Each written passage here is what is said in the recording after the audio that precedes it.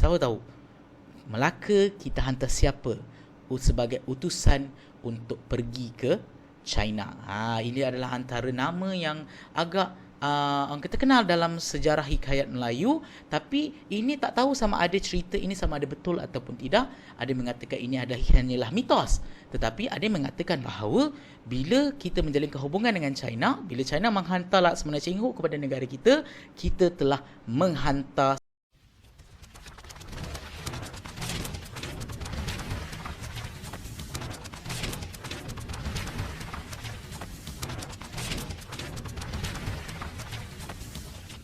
Hai, Assalamualaikum. Anda bersama dengan saya lagi, Sir Histrozi. Let Histrozi teach you history. Jadi untuk video kali ini, kita berada pada bab yang pertama tingkatan 4, warisan negara bangsa.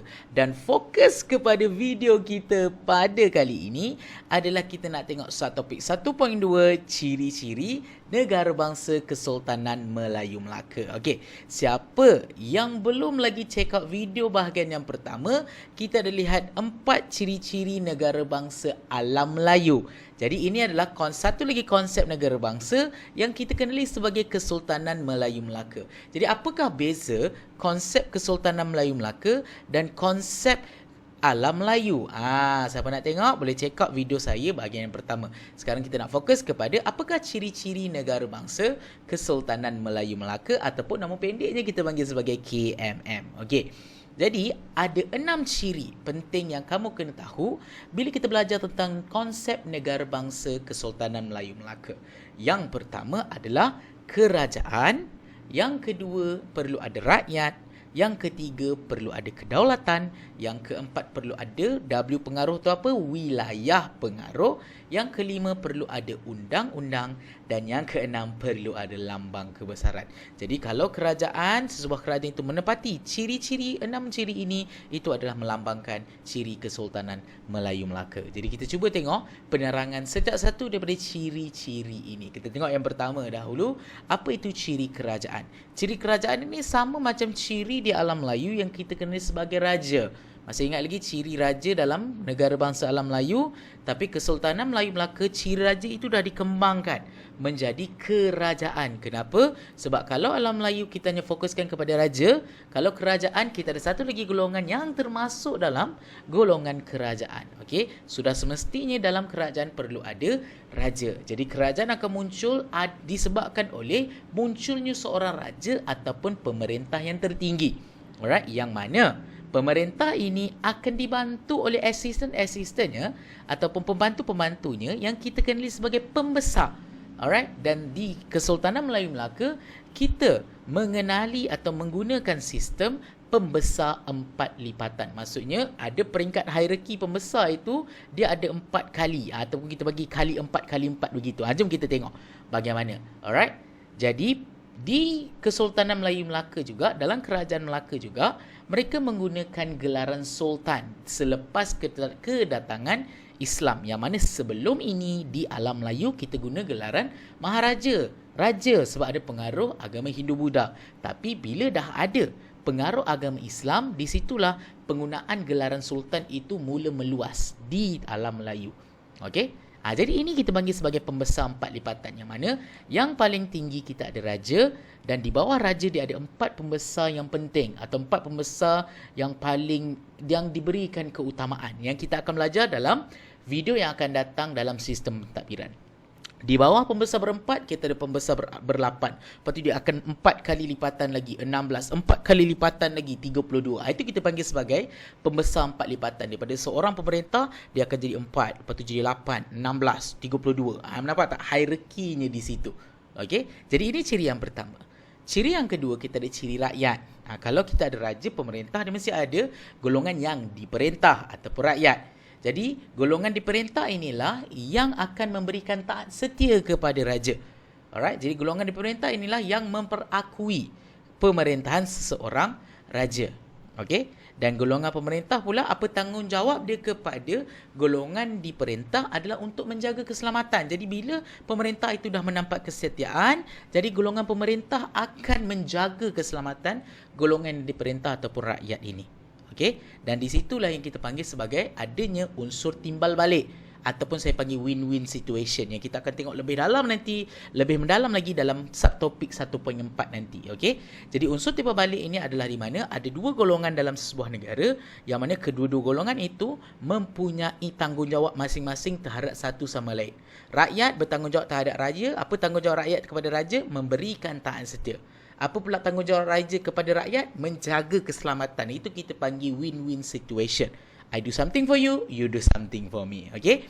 Jadi ini adalah golongan pemerintah dan golongan diperintah. Golongan pemerintah adalah kerajaan, golongan diperintah adalah rakyat. Okay? Jadi siapa je yang ada dalam golongan pemerintah? Alright, raja, pembesar dan juga ahli-ahli ulama. Ini adalah golongan pemerintah. Manakala golongan diperintah adalah dalam kalangan orang-orang kaum Melayu dan juga orang-orang laut. Orang laut ini adalah mereka-mereka yang tinggal di kawasan perairan Laut Melaka. Okey, jadi ini adalah yang orang kata bagaimana sistem hierarki masyarakat yang ada di Kesultanan Melayu Melaka. Ada golongan pemerintah, ada golongan diperintah. Dan yang ketiga, kita ada simbol ataupun kita ada ciri kedaulatan. Alright, apa maksud kedaulatan? Maksud kedaulatan adalah kekuasaan tertinggi kepada seseorang sultan untuk menjalankan pemerintahan. Okey, yang mana kedaulatan ini merupakan hak mutlak seseorang sultan untuk mengawal rakyatnya. Okey, maksudnya raja itu diberikan kuasa. Senang kata kedaulatan ini adalah kuasa kepada raja, kuasa raja tersebut. Okey, jadi macam mana kita nak lihat orang kata kedaulatan ini, macam kita nak ukur kedaulatan ini. Kedaulatan ini dilihat dari segi perakuan, pengiktirafan. Kadang-kadang dalam exam dia tak cakap perakuan, dia cakap pengiktirafan sesebuah kerajaan oleh kerajaan lain. Jadi macam tu kerajaan Kesultanan Melayu Melaka, kalau kita nak dapat kedaulatan, kita kena dapat perakuan daripada negara lain, terutamanya negara-negara yang besar. Sebab itulah kenapa kita jalinkan hubungan diplomatik. Sebab apa? Sebab kita nak dapatkan pengiktirafan kedaulatan itu daripada negara-negara besar. Contohnya, kita pernah ada hubungan diplomatik dengan kerajaan atau Empire China dahulu yang pada waktu itu di bawah dinasti Ming, China. Yang mana bila kita jalinkan hubungan diplomatik dengan mereka, mereka akan hantar orang kata utusan mereka ke dalam negara kita dan kita akan hantar utusan kita ke dalam negara mereka. Sebenarnya kata kita hantar pembesar lah, duta kita bagi, ambassador. Okey? Dan masyarakat ataupun negara China, mereka menghantar seorang laksamana namanya Laksamana Cheng Ho untuk menyeratkan hubungan antara Melaka dan juga China. Siapa tahu? Melaka kita hantar siapa sebagai utusan untuk pergi ke China. Ini adalah antara nama yang agak kita kenal dalam sejarah hikayat Melayu, tapi ini tak tahu sama ada cerita ini sama ada betul ataupun tidak. Ada mengatakan ini adalah hanyalah mitos, tetapi ada yang mengatakan bahawa bila kita menjalinkan hubungan dengan China, bila China menghantar Laksamana Cheng Ho kepada negara kita, kita telah menghantar salah satu orang kata karakter yang paling terkenal dalam negara kita, dalam Kesultanan Melayu Melaka, yang kita kenali sebagai Hang Tuah. Kita telah menghantar Hang Tuah sebagai utusan kepada Laksamana atau kepada Maharaja China. Tapi ini hanyalah mitos, hikayat. Tidak. Sebab itulah tidak ada dalam buku sejarah kamu. Okey, ada mengatakan betul, ada mengatakan ianya tidak betul. Alright. Jadi dapat kat situ. Itu adalah ciri kedaulatan. Okey. Ciri yang seterusnya adalah wilayah pengaruh. So, apa itu wilayah pengaruh? Maksud wilayah pengaruh adalah kawasan pemerintahan raja yang diakui oleh rakyatnya. Alright? Yang mana wilayah pengaruh ni adalah sempadan. Bagaimana kita nak tahu kekuatan sesebuah kerajaan itu? Alright? Di mana wilayah sempadan itu besar mana? Semakin besar wilayah pengaruh sesebuah kerajaan itu, semakin kuat raja tersebut. Maksudnya lagi besar negara kamu, lagi kuatlah kerajaan kamu. Senang kata macam tu. Okey? Jadi wilayah pengaruh ini boleh didapatkan melalui 3 cara. Sama ada cara penaklukan, naungan ataupun perkahwinan. Contoh macam kerajaan Majapahit. Okey? Wilayah taklukan atau wilayah takluk selalunya diperoleh melalui paksaan ataupun peperangan. Contoh wilayah takluk Melaka adalah contoh kerajaan Pahang, Kuala Linggi dan juga Kelantan. Itu adalah wilayah takluk kerajaan Kesultanan Melayu Melaka. Selain daripada wilayah takluk, kita juga ada wilayah naungan yang diperoleh daripada perkahwinan ataupun dari segi persahabatan. Contoh macam wilayah Kedah, Kerajaan Linggi dan juga Kerajaan Patani. Okey, ini adalah ciri yang keempat. Ciri yang kelima adalah undang-undang, dan ciri ini ada juga dalam ciri alam Melayu yang kita belajar dalam video sebelum ini. Alright, yang mana setiap kerajaan dia mesti ada undang-undang, dia mesti ada peraturan, termasuk dengan Kesultanan Melayu Melaka. Okey, dan dekat Kesultanan Melayu Melaka kita ada dua jenis undang-undang, iaitu undang-undang bertulis dan undang-undang tidak bertulis. Undang-undang tidak bertulis adalah undang-undang yang berbentuk adat. Contoh adat Temenggung dan juga adat Perpatih. Kamu dah pernah belajar semasa tingkatan 2. Recap balik, siapa yang pernah belajar tingkatan 2, korang dah pernah belajar.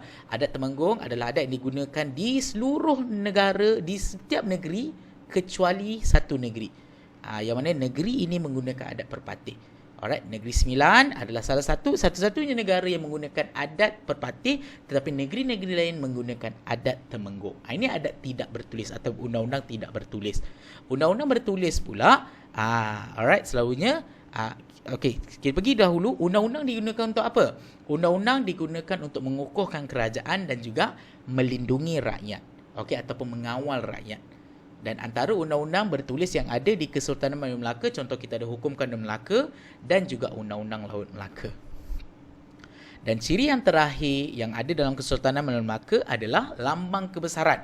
Apa itu lambang kebesaran? Dia adalah identiti dan keistimewaan sesebuah kerajaan ataupun sultan, keunikan kerajaan tersebut. Alright, dan lambang-lambang inilah yang menjadi simbol kedaulatan kepada Kesultanan Melayu Melaka. Okey, contoh apa je orang kata simbol-simbol kedaulatan atau lambang-lambang kebesaran Kesultanan Melayu Melaka. Contoh kita ada adat istiadat, kita ada cap mohor, warna kuning dan sebagainya. Itu contoh-contoh lambang kebesaran. Mungkin korang tak tahu, ada lagi dalam buku teks kamu, saya tunjukkan dekat sini. Kalau kamu tengok kat sini, ini salah satu lambang kebesaran Kesultanan Melayu Melaka, iaitu nobat diraja. Apa ini nobat? Nobat ini adalah alat muzik diraja. Selalunya kalau raja ni dia ada alat muzik dia sendiri yang kita panggil sebagai nobat. Okey. Selain itu kita juga ada regalia. Regalia ini adalah tanja ataupun kita panggil crown, tahta, mahkota yang dipakai oleh seseorang sultan. Okey. Dan yang terakhir kita ada cap mohor. Cop. Cop lah, cop senang. Cop, korang kena cop kan? Cop mohor kita panggil. Selalunya apa-apa urusan, apa-apa surat kita akan ada cop mohor. Simbol kedaulatan atau lambang kebesaran dalam sesebuah Kesultanan Melayu Melaka tersebut. Dan itu adalah 6 ciri. Okey, 6 ciri Kesultanan Melayu Melaka. Kita ada yang pertama kerajaan, rakyat, kita ada kedaulatan, kita ada undang-undang, kita ada kedaulatan dan juga kita ada lambang kebesaran. Alright. Jadi itu saja untuk video kali ini. Kita ada bahagian yang seterusnya, kita nak belajar pula bagaimana pula sistem pentadbiran dan undang-undang yang digunakan dalam Kesultanan Melayu Melaka. Check out video-video saya yang lain dalam orang kata YouTube channel saya. Jangan lupa subscribe dan juga follow lagi ataupun follow social media saya yang lain. Contohnya macam TikTok dan juga Instagram. Alright. Dan kalau korang ada apa-apa topik yang nak kamu belajar lagi dengan saya, jangan lupa untuk turunkan di ruangan komen supaya saya boleh produce video tu untuk korang. Alright, so video ini ada bahagian yang ketiga. Kalau korang nak bahagian yang ketiga, komen part yang ketiga di ruangan komen. Alright, jadi itu saja daripada saya. Let Histrozi teach you history. Okay, bye.